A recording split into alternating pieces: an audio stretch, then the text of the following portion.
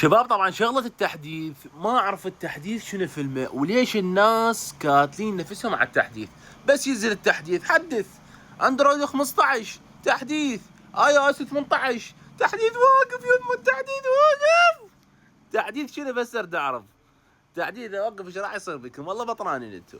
انا جزتي ولا مره مشيك تحديث، بس مرات من ارد انقل ربما التحديث يطلب مني تحديث احدث. انتو التحديث شنو؟ هو موبايلي خابر طق بصور تفتح فيسبوك تشوف شنو بي ما بي.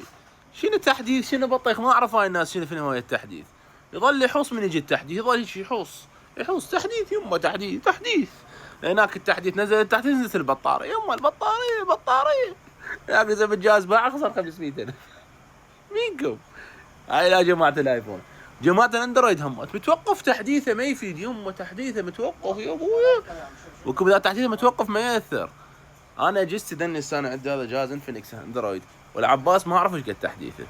ذيك مره سالني قلت ايش قد تحديث جهازك؟ ما اعرف اطلع التحديث مالته. انتم ايش بيكم؟ هو ذا شنو تحديث؟ شنو المحديث؟